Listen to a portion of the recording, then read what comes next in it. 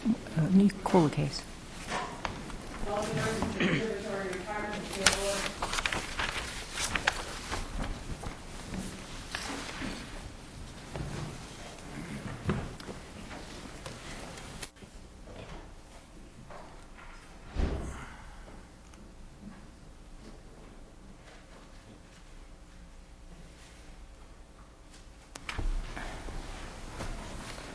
Ms. Kalman. Thank you, Madam Chief Justice and Your Honors. I am Judy Kalman. I represent the Contributory Retirement Appeal Board. And the question before this Court today is whether CRAB properly ruled, and in parentheses, whether this Court ought to defer to CRAB's ruling, that when the State Retirement Board calculates the former president of the University of Massachusetts' pension, that it should not include in that calculation a housing allowance that was paid to him and the university's contributions that were made on his behalf to a 401A plan. Yeah, can I interrupt you for a minute, just so I can get some idea of the possible scope of our ruling?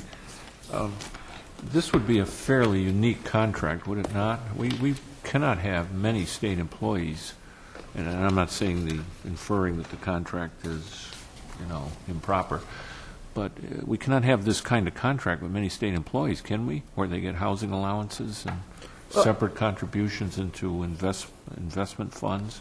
Do we have a lot of that?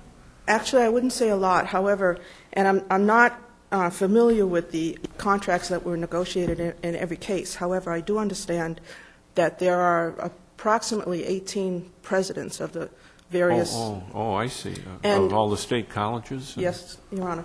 And also, there are analogies that can be drawn to such things as automobile allowances and travel allowances. Leaving that aside for one moment, what seems to be, and I do not know with respect to the other 17 presidents and chancellors or any other persons, is that what struck me is there are clearly work-related reasons why presidents of universities often use their homes to entertain faculty, students, sports teams, whatever it is.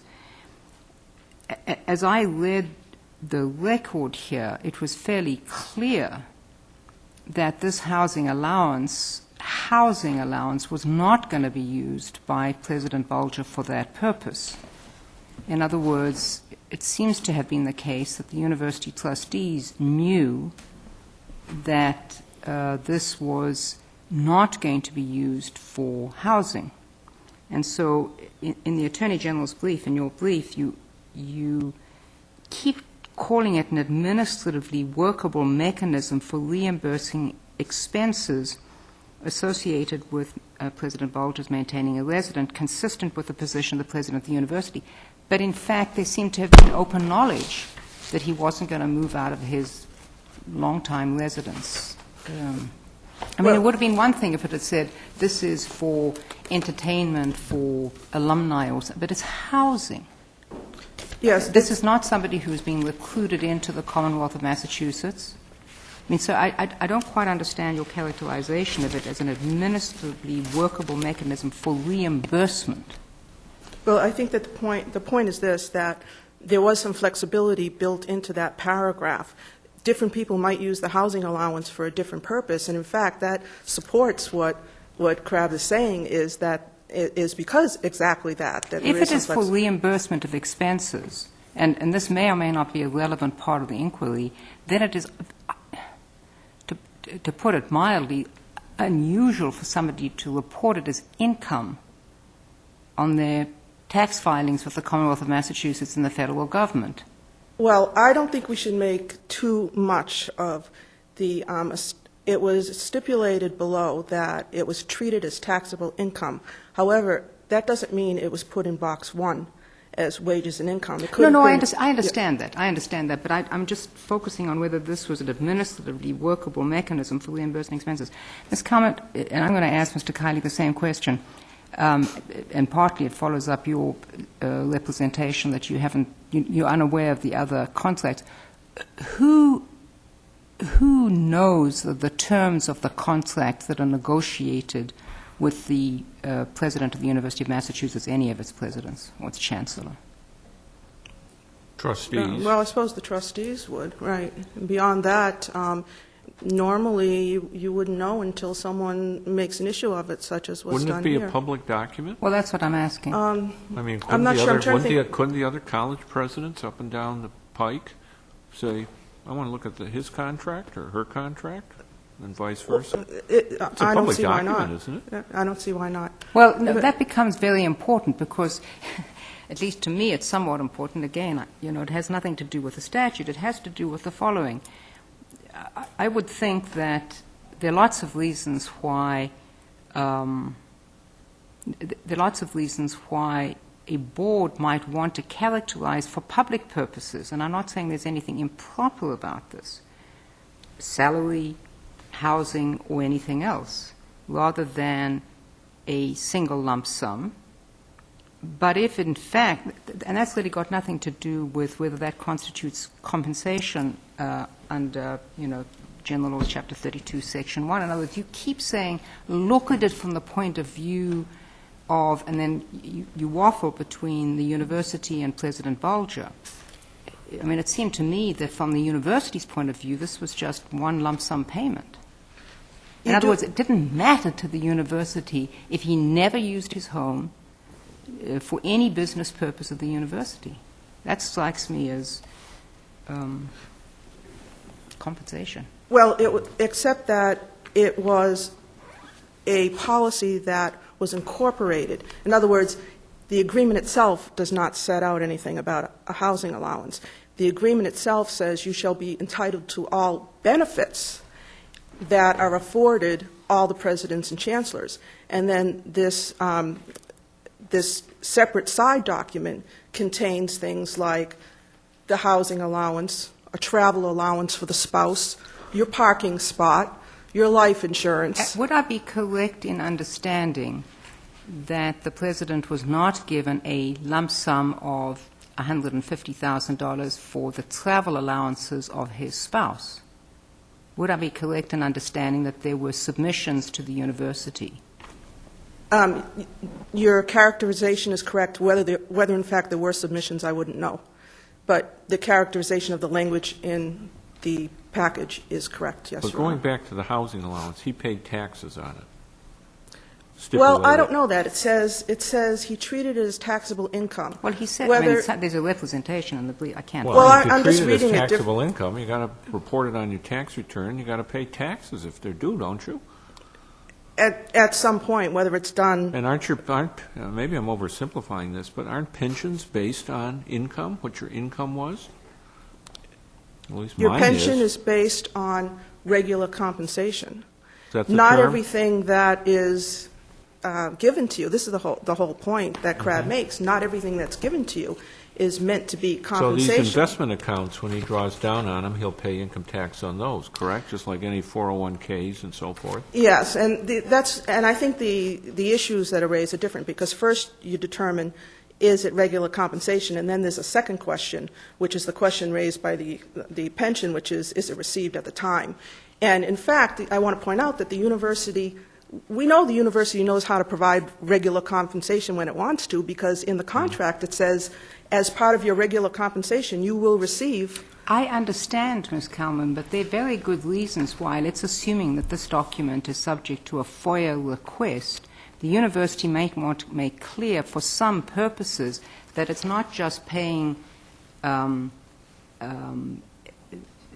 it's not distinguishing between a housing allowance. They have a candidate, however, or an employee, I don't know what point this is, who says, I don't need the housing allowance. I don't need the housing allowance. I've got my house. I don't use it for entertainment. If I do use it for entertainment, and the board says, well, we're going to call it a housing allowance, and he reports it as taxable income. In other words, it's not an expense reimbursement. Well, Crab characterized it as an expense reimbursement, and I know it they can do, be but explain general- to me why. Because there are different ways in which people can use that housing allowance. And rather than have paperwork, But lots he of paperwork. doesn't use it. But He could. Now, the way I read He's that paragraph. expected to use He's it. expected Well, to use it. that's The not ki- clear to me. See, That's not clear to Well, me. I think that there are different ways that you can use that housing allowance. For example, if the candidate that's selected as president lives in Boston and the main campus is in Amherst, then that person might find it convenient to use the housing allowance to have a place closer to the university. If the person entertains a lot, then it might be convenient to rent or own a larger house. I think there's some flexibility built into it, and the fact that there is flexibility doesn't change, for I me. take it that part of what the university is expecting is that whether it's out near the main campus or whether it's in Boston or where else, that the president will occupy and maintain a house of sort of suitable dignity and quality for the president, so that it can be used on appropriate occasions for all the kinds of functions, and that since he's being expected to, in essence, volunteer his house and maintain it and to use it for the university, that there's a rough calculation of, here's how we'll, pay you for what would otherwise be a, sort of a nasty intrusion. That's exactly, excuse me. And I take it he was allowed separately, if he did use it for entertaining, that he could submit specific reimbursement requests for such things as catering and Yes. that sort of stuff. This was about, you've got to maintain the facade, if you will, that's Yes, suitable, and we will help you do that. That's exactly how Crabbe saw it. And maybe you can't force somebody to move. However, it can be used for that purpose. The university expects you to use this in the course of your employment. And I think an easy analogy is, and that's not, let me just make another point before I give my analogies. That's not to say that as you sort of move up the ladder, you acquire more and more sort of, perks or benefits or things that make your job maybe a little easier to do, and that's perfectly appropriate. But it's expected that you'll use these things, like the house, like a car. No, wait, but again, I have to look at it in a... The university may have some reason for wanting to classify something some way. And it may want to say, in general, you can, use umpty amount of money for your travel reimbursement. What struck me as very different about this is that,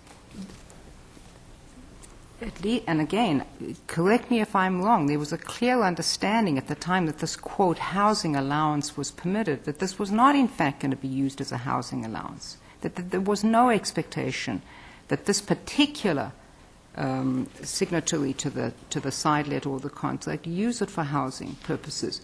The university may have had its reason for wanting to demarcate it like that, but there was a clear understanding that it wasn't going to be used for that purpose. So from Crabbe's point of view, why does Crabbe view it as, in essence, an expense reimbursement? Nobody is suggesting here that if somebody uses a car or if somebody flies in a private jet or if somebody does something, and that's an expense, an actual out-of-pocket expense, lots of universities have things up to a maximum of whatever it is, that wasn't reimbursed. This is not that kind of reimbursement, which is what makes this very unusual. It is unusual. I'm not so sure it's exactly clear that there was no expectation. But then why doesn't it make greater sense to say, is this being treated as taxable income?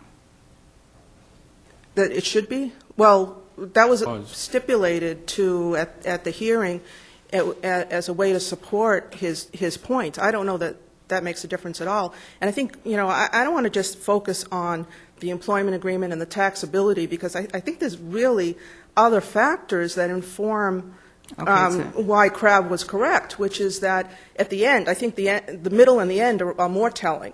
In the middle, if this truly was not compensation, if this truly was compensation, they should have been taking a percentage out of it on the payday, just like we do for wages. And at the end, it's even more telling, and there's 3 documents that show this: the severance agreement, which computes the amount of his compensation, and it's called compensation, based on his salary only, at 2.25 times his salary. Again, Ms. Kalman, forgive me for pressing you, but we're looking at that is correct, and I don't have any reason to doubt the facts of that, but Mr. Kiley argues that we're in the post-1945 definition of regular compensation, and that neither the court nor PERS nor CRAB have ever implied that taking regular deductions that may inform it, but it's never been the sine qua non for determining how you define regular compensation. We're not saying it's dispositive, but it's certainly a factor. And it doesn't have to be specified because another section of the statute, 22(1)C, specifically refers to those deductions, and it's linked back to the definition, so there's no need for that. And the other thing, if I may, I just wanted to ask the Court to focus its attention on is Exhibit 10. And you have raised that tax issue. And Exhibit 10, which was the W-2 and benefits information that was submitted to CRAB on behalf of Mr. Bulger, clearly has wages and compensation, clearly just has his salary in that box, and further along in the fringe benefit box is where they put the housing and the automobile and life insurance and other fringe benefits. And so it's clear that it was only after he resigned that an intent and an effort was made to make something compensation that the parties before, during, and at the time of severance did not call compensation and never intended to be compensation. Thank you, Ms. Kalman. Thank you. Mr. Kiley. Good morning. I'm Tom Kiley, and I represent Mr. Bulger. To the point of what the Contributory Retirement Appeals Board, or CRAB, found, CRAB did not find that there was an administrative mechanism for expenses. They found that UMass could have made such a determination. That is the wording of the CRAB decision itself, which has morphed into a suggestion in CRAB's brief to this Court that there is a finding that this is analogous to expenses or an administrative mechanism for attribution of expenses. Could I? CRAB, I'm sorry, Justice could I Ossoff. ask you, maybe I just lack sophistication about this, but if what I'm now being told for your side is this was really just straight out money compensation. That's correct. President Bulger made it very clear that he was not moving to Amherst and that he was not going to be using his own home in South Boston for any of this. In other words, what you're saying is that to call this a housing allowance in the first place was some kind of sham. No, I certainly haven't said that. I know, but in substance, that sort of this was a misnomer. And I take it this all came up at a time that the university was trying to improve his overall package in order to retain his services and a new contract and commit him for a longer period and all of that. If this was really just an extra $2,000 a month in his salary, why didn't they just offer him a salary of $24,000 more per year? Why are we going through this masquerade of calling it... No masquerade, Justice Ossoff. Well, then why is it called a housing allowance? What the trustees did is a matter of record. What the trustees did was a matter of record of the time. It is addressed in the Karam affidavit, which is Exhibit 5 before CRAB, and which is incorporated in paragraphs 12 and 13 of the administrative magistrate's findings, which are the findings of CRAB in this case. CRAB found, with respect to the facts as Ms. Fletcher found, and let me actually grab them for you. And let me read from the Karam affidavit. And again, what the trustees do is a matter of record in the Boston Globe and everywhere else at the time that is occurring. The Karam affidavit recites that in 1998, there was a determination by the trustees that the president was underpaid compared to his peers around the country. They undertook a survey nationally, employed an outfit called the Todd Organization, which concluded, with respect to the bottom line, that the president's compensation package should have a net, to be competitive, should be in the $300,000 to $400,000 range. The Todd Organization also reported to the university that a housing allowance or housing was a standard part of a compensation package. Mr. Karam, based upon his prior experience in another institution, determined had a preconceived notion that a housing allowance was appropriate. With respect to the housing allowance in this case, paragraph 9 of the affidavit concludes, housing is a component in that overall compensation package that is distinguished from expenses in it. That reflects my understanding then and now that the housing allowance I prevailed on President Bulger to accept was part of his overall compensation package. It was not... You're still not telling me why, if he didn't need or want a housing allowance, it couldn't have just been added to his compensation package forthrightly as what it was. It's like if the standard had been, you know, most university presidents have an allowance for a personal airplane. And he says, I don't want a personal airplane. I don't need a personal airplane. Why would we then call it an airplane allowance? Because why it not is, just put the money into his salary where apparently... Because it is what... Just say it's compensation, additional compensation in lieu of actual housing. We did. We called it a part of his compensation package. It was a part of his compensation package, and it is found by Dalla and Crabb, when they adopt the findings, in paragraphs 12 and 13, to be part of his compensation. Now, what does the record show? Well, I wonder about that. In the employment agreements, the university labeled the housing allowance a benefit and not compensation. There's no withholding of taxes on that amount, as I understand it. No. And the severance agreement that was negotiated with the president lists the elements of his compensation and doesn't include a housing allowance in the elements of the compensation. You are not correct on the taxes. This was treated as taxable income at all times. Mr. Kiley, let me ask you this. But what about the other elements? You didn't answer about the other elements. Withholding? That's what I meant. I'm sorry. I said there was no withholding of taxes. Well, it's Exhibit 10. Exhibit 10 is Mr. Milbury's recitation. That's all there is in the record on this point. Mr. But may I finish, Madam Chief? The stipulation that it was treated by Mr. Bulger as taxable at all times. Right, but did the university withhold? They didn't withhold on it when they sent. Again, I can't tell you what the record university is silent did. on that?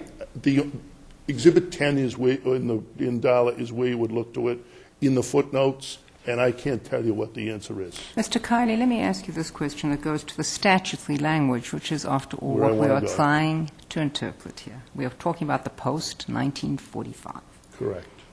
Is defined as regular compensation, salary, wages, or other compensation in whatever form lawfully determined for the individual service of the employee by the employing authority. Now, Crabb makes what seems to me not an unreasonable point, is if you are looking at how to characterize this, as Ms. Kalman has just conceded, unusual, perfectly okay, but unusual concept, why do we not look to how the employing authority viewed this? Not how the employee viewed it, but how the employing authority viewed it, i.e., then you look at the fact that there wasn't withholding, that it is listed as a benefit, that it's not listed as compensation, and the severance agreement makes a distinction. Why wouldn't we look there to get us through this muddle?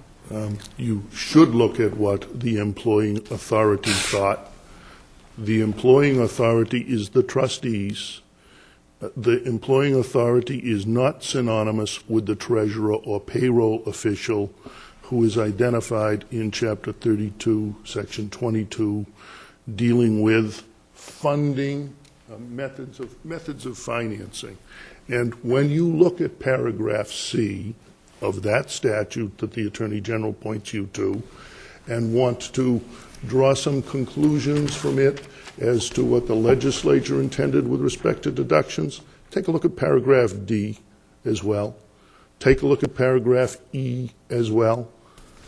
Those statutes provide for, those subparagraphs immediately following paragraph D, which deals only with how one funds the annuity portion of a retirement benefit, not the pension portion.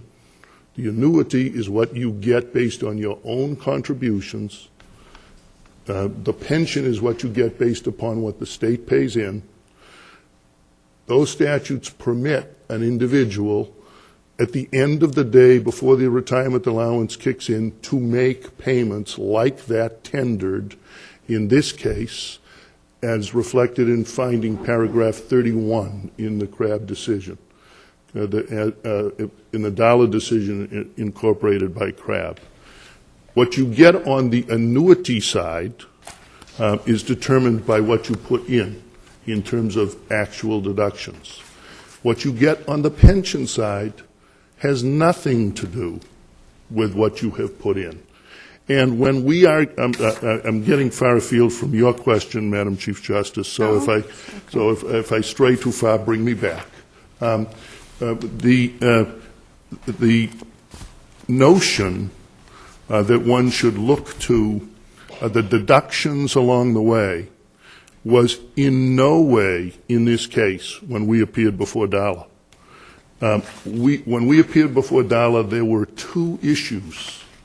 The two issues were whether the statutory definition that the Chief Justice alludes to was somehow restricted by the specific provisions of Chapter 15, and I may get these two mixed up, either 18 Section 15A or 15 Section 18A, which deals with teacher annuities, or whether the provisions of 22C, not in the definition itself, somehow precluded payment or credit for cash paid to an individual as opposed to actual housing. Now, I start from a statutory premise. There's a fundamental disagreement in my approach and the Attorney General's approach here. They start with this administrative law context of deference to Crabb.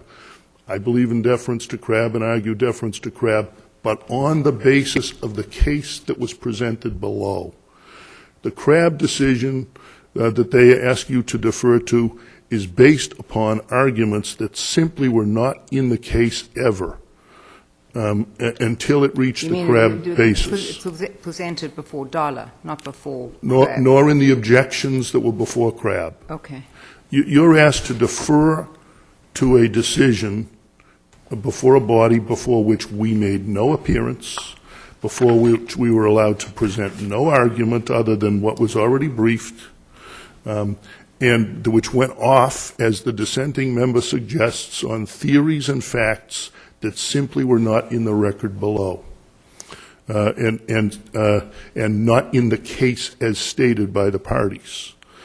This notion of deductions was injected at that stage based upon a false premise about the way the pension retirement benefit system works that conflated annuity and pension, and which ignored this court's statement in Hayes that what one has paid into the system has no bearing on one's pension entitlement. No, of course it does. But isn't it fair to look at it and just say, maybe slight, it may be slight, but again, from the Chief Justice, we are to be looking at this as to how the appointing authority viewed this. And if the appointing authority, if that deduction is not being made, that is at least consistent with they don't think this is I get the point, and I must have been obtuse in responding, so let me Not do it that was- directly. Not that, you're absolutely right, it won't No. affect, he's Let- entitled to get for his Yeah, total pension, whatever he's entitled to get, no matter what. That's what we're here for. And that is absolutely The correct. appointing authority, and you use the phrase as I understand it, the appointing authority is the trustees of the university. They had an understanding, it's reflected in the agreements, and it's reflected in the Karam affidavit that tells you exactly what they were doing when they negotiated Mr. Bulger's employment in 1998. And they wanted to keep him and wanted to increase his compensation package. That was lawfully determined by the appointing authority for his individual service in the words of the statute. That's Mr. Kiley, would I be way off base if I were to infer that part of what happens here is that the negotiation of the total compensation packet, and I'm not here talking in a statutory term, but the negotiations with a candidate or an incumbent when there's a renegotiation, is that the trustee, any board, is looking at future precedent.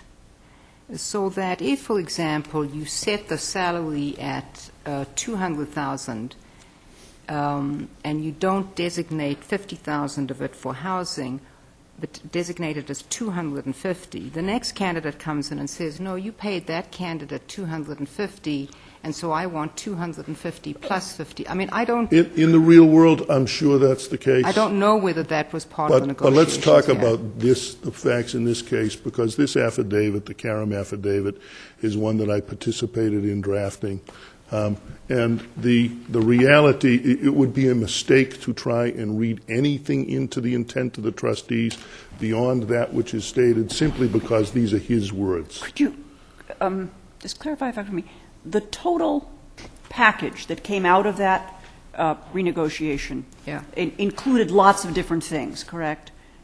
I mean, it wasn't just salary, it wasn't just housing allowance. Well, what wasn't was- there stuff in there about, automobile and expense reimbursement and Life No- insurance. life insurance? None of which was different than in the prior agreement, and none of which has in any way ever been claimed to be a part of what should be part of regular compensation for these purposes. I understand, but it seems that you're trying to make the argument, or cause us, if I understand you right, to understand the Karam affidavit to say, I thought of this as compensation. Says it. Okay. But the package included things that we know and that you agree are not compensation. The contract, what is different in the 98 contract, and you have the 98 contract and its predecessor negotiated by Dan Taylor. What's different in 98 with respect to housing allowance is, in particular, is that Mr. Karam prevailed on the president, who had previously refused to take the housing allowance and directed it instead to the UMass Foundation, and that again is in the record. He prevailed upon him to take it as part of his overall compensation package. I take it that's paragraph 7. I mean, that's where the of It the is. affidavit. It is. And when you look at the formulation of with respect to the other issue, and I see my light, when you look at it with respect to the formulation of the other issue, with respect to the payments that were made to the investment fund, compare the language in the contracts over the course of time. They change. That language changes. Most of the language remains the same. The language changes and recites that the payments are part of the regular compensation. They switch control for all of the period that Judge Murphy's decision goes my way on. They switch control of the election to Mr. Bulger. And again, this is money. In both of these instances, this is money that is paid out. In one instance, in monthly paychecks to Bill Bulger, which are fully taxed, and in the other, to an investment vehicle. A 403B is recited in the agreement, or a vehicle of his choice. It goes out the door and is part of his overall compensation package as recited in the document itself. Do you know why the judge did not say that that the payments that were made to a 401A account, in fact, were erroneously made to that account, because the agreement provided for a 403B account? Yeah, I know this. Judge Murphy worked on the basis of the record before him and talked about the possibility. All that there is in the record is a recitation in an exhibit that it was to a Vanguard 401A fund. Again, when that record was put together, Justice Spina, there was no question, there was no issue raised with respect to whether it was to a 401A or a 403B. So the question was forfeitability. And Justice Judge Murphy, maybe he wants to be a justice someday, Judge Murphy's decision where he departs from the Dollar decision, he ruled that with respect to the period prior to January of 2001, where payment was contingent upon staying in place, that was in the nature of a longevity bonus. So the Solomonic portion of the decision is that was a bonus, to go back to 32.1 definition of regular compensation where we belong, but the rest of these payments was regular compensation. Thank you, Mr. Kiley. Thank you. Ms. Kalman and Mr. Kiley, this has nothing to do with the merits of this case, but both of you signed certifications that you have complied with Rule 16. In my judgment, this case is entirely a statutory case. Rule 16F requires that any statute be reproduced in the brief or an appendix. To my knowledge, Ms. Kalman, you have no reproduction of any statutes. Mr. Kiley, you have one, but not the multiple ones. That's I correct. do not consider those certifications that there's been a compliance with the rules of appellate procedure, in particular Rule 16 and 20, which you referenced. I raise this because you're both counsel who appear here frequently. We are trying to have counsel prepare briefs in compliance with the rules of appellate procedure. Please do so. For myself and Ms. Kalman, we apologize. Thank you. All right.